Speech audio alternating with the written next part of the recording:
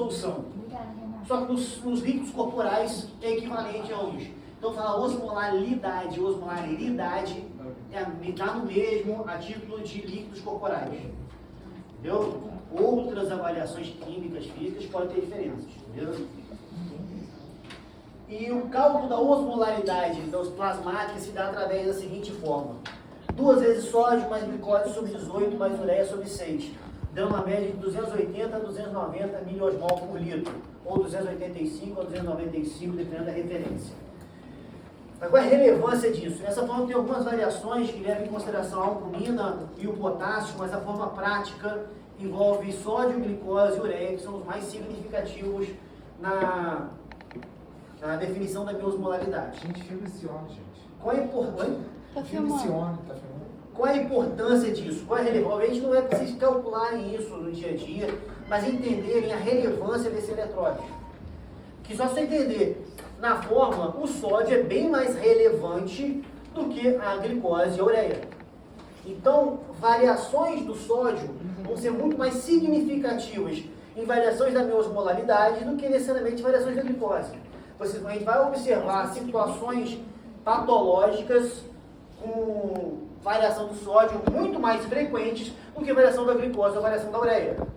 Então, existem, como a hiperosmolar não cetótico, por exemplo, na variação da glicose. Só que é uma variação tão absurda da glicose, para você chegar a sintomas similares ao que você teria em pequenas variações do sódio. Tá? Variações, então, tem vários tipos de lesões de osmolaridade, principalmente no sistema nervoso central. Então elas são muito mais sentidas no sódio, depois na ureia e por último na glicose. Então vai ver o paciente com 500 de glicose ter pequenos sintomas cerebrais e o paciente, a glicose saiu de 80 para 500 e o sódio que saiu de 130 para 150 já tem lesões similares. Só você entender a relevância de cada um desses eletrólitos na minha manutenção da osmolaridade.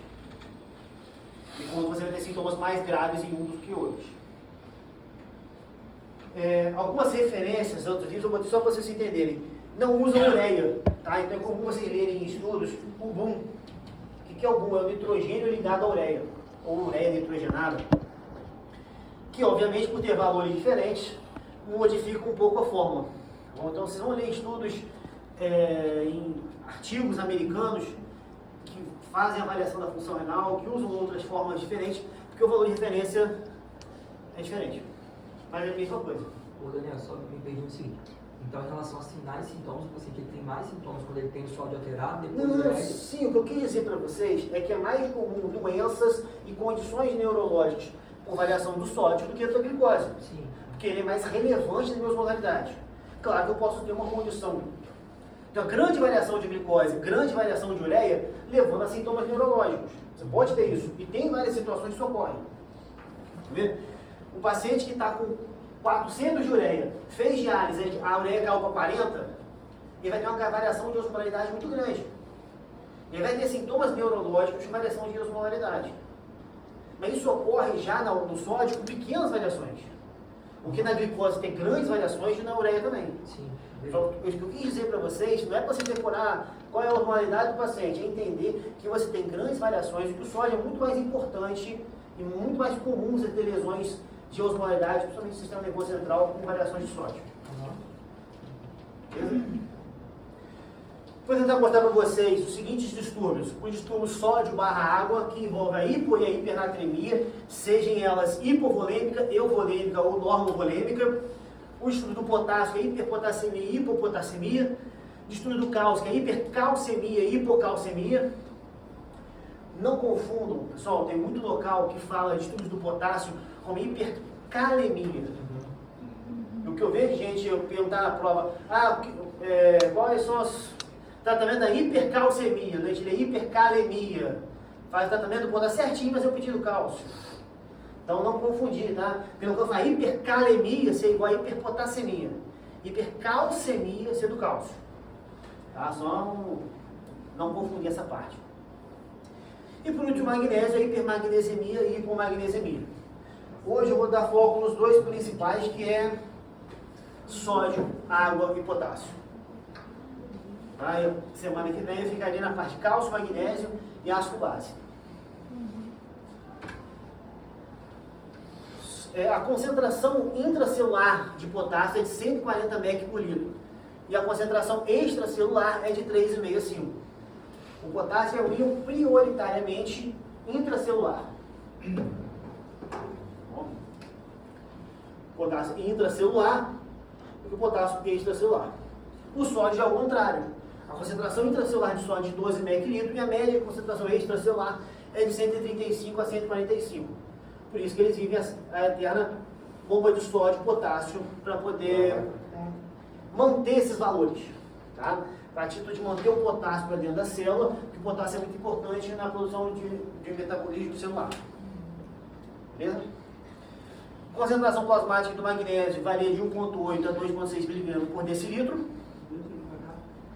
E a concentração plasmática do sódio varia de 1,17 a 1,30 milimol por litro.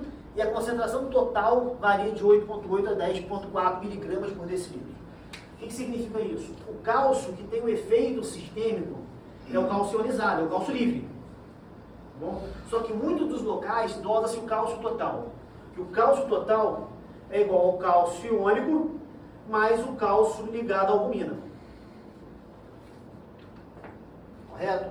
Então, ou você dosa o cálcio iônico, que é a maneira correta, um pouco mais caro, ou você dosa o cálcio total e corrige pelo valor da albumina. Que podem ter situações em que, se você dosar o cálcio total e ele estiver baixo, e o doente está com a albumina baixa. Por exemplo, na cirrose hepática, a albumina está baixa, ou na síndrome nefrológica, a albumina está baixa, só que não necessariamente, e aí você faz um cálcio total está baixo, só que não necessariamente o cálcio iônico estaria baixo. Então, uma pseudo-hipocalcemia se você ficar dosando só o cálcio total. Bom, então, só o ideal é o cálcio iônico, dificuldade de dosar pela disponibilidade local onde você está, tem que atentar para a albumina. Se a albumina estiver normal, paciência, pode usar muito bem, obrigado. Se a albumina estiver baixa, tem que fazer a correção. Beleza? Você pode ficar de novo, né? Não quer desse cálcio aí também, não entendi não. Eu vou falar melhor na parte do cálcio, mas o que eu quis dizer é o seguinte. A gente tem o cálcio iônico, que é o cálcio livre. E a gente tem cálcio ligado à albumina. Quando eu somo os dois, eu tenho o cálcio total. Se eu dosar o cálcio total, eu estou dosando os dois. Sim. Tá? Então eu posso ter situações em que o cálcio total está baixo, às custas da albumina baixa. Tem pouca albumina. E aí eu falsamente interpreto como hipocalcemia, quando às vezes o cálcio iônico pode estar normal. Seria só a albumina mesmo para baixo. Entendeu? Então, situações de hipoalbuminemia pode criar uma falsa hipocalcemia. Entendeu? Então, idealmente dosar o cálcio iônico. Quando você não tem essa possibilidade, corrigir se possível.